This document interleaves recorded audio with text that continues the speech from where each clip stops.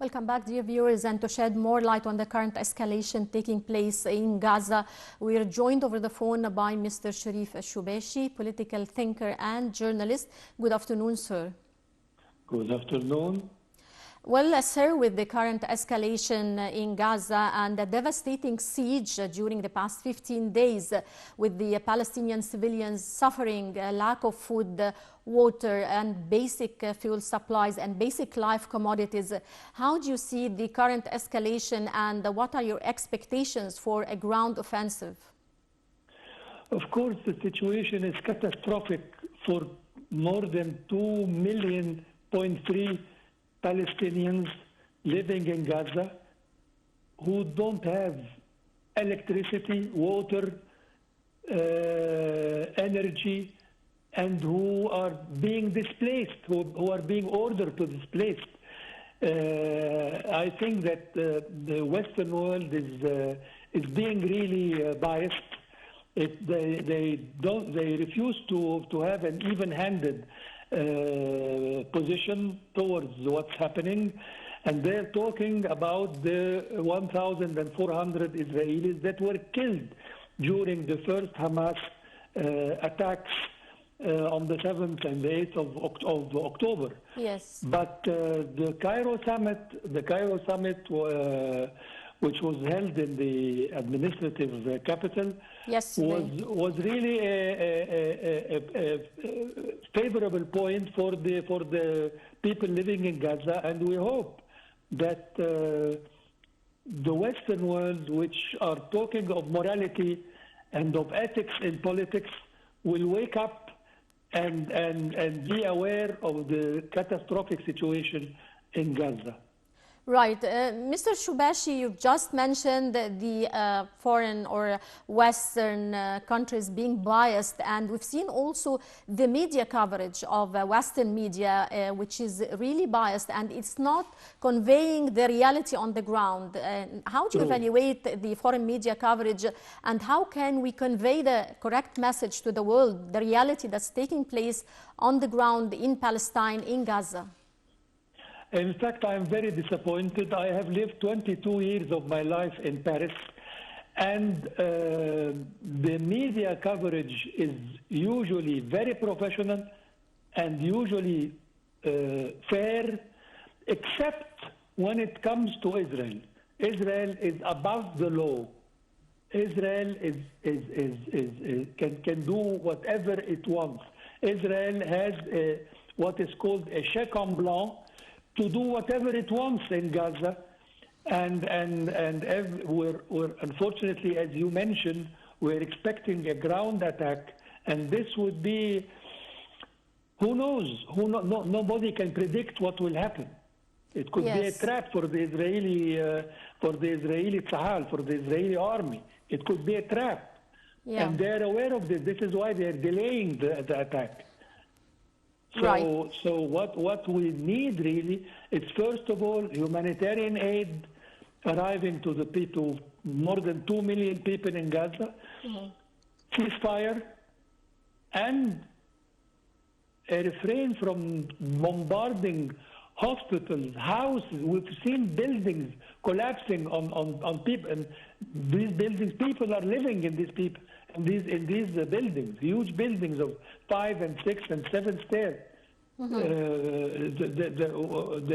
They're inhabited by children, by women, by old people.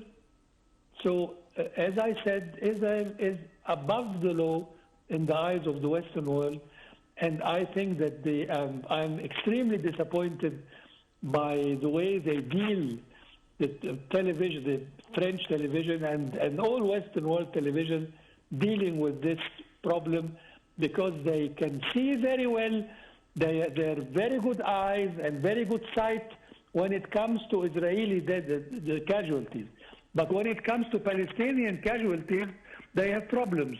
They should go to an oculist. Yes. Sir, as you've just mentioned, with all the sufferings of the Palestinian civilians, with lack of food, water and fuel supplies and the basic life commodities, the civilians are the people who are suffering, are the ones who are suffering. Now, how can we exert more pressure on the international community, including the United Nations, for example, to work on de-escalation of the situation in Gaza and try to calm down and stop any chances for a ground offensive? Well, as far as the United Nations is concerned, the Secretary General Guterres was in Cairo. He attended the summit, and he made good declaration, fair declaration, and I think the problem is not the United Nations. The United Nations is trying and is doing its best, but the problem is that the countries who have the veto in the United Nations. There are 3 countries, namely United States, France, Great Britain. They have the veto and they are against anything positive for the Palestinian people, and they are refusing any condemnation of Israel, not even condemnation, but even they're refusing to urge Israel to refrain from this ferocity, from this ideas of revenge and of killing the Palestinians because of the attack of the 7th of October. Right. Well, sir, do you think the current war has twisted the power balance in the public eye? Excuse me, I didn't hear the question. Do you think that the current war, the current escalation taking place in Gaza has twisted the power balance in the public eye? Well, I twisted the power balance. The power balance militarily is in favor of Israel, unfortunately. I mean, if you compare the power balance between 2 million or 2.3 million people from Gaza who are, I would say for most of them, are helpless, and the Israeli machine war, then the power balance is there is no equilibrium. But if the power balance is morality, then it would be for the Gaza people. And I think I am usually optimistic, and I think that a few days ago I am following the French television and the BBC. The language has very slightly changed. It is not anymore a full condemnation, and Israel has the right to do whatever it needs to defend itself. No, there is a very slight, there is a new language saying, okay, you should think about the Palestinians, we should think about the Gazawis who are living since nearly 20 years they're besieged, they're under siege. I mean, I cannot imagine that this Western world who has given us lessons of ethics and of morality and how do you treat them like that, okay, why don't you apply this to Israel? Yes. This is the problem. Right, sir.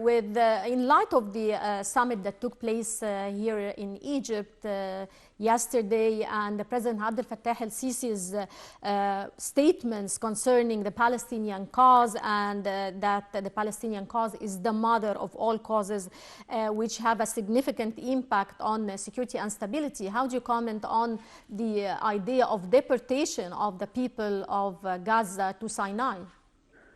Well, I would like to tell you that Egypt has always, since the beginning of the start of the conflict, has played a major role. And the president of Egypt is a key person in solving problems in the Middle East since the end of the 40s and the creation of the State of Israel. So now this summit, as I said, is a very good point. I mean, though the United States did not attend, or practically did not attend, because they sent the chargé d'affaires of the American embassy, Britain did not attend, so Israel did not attend.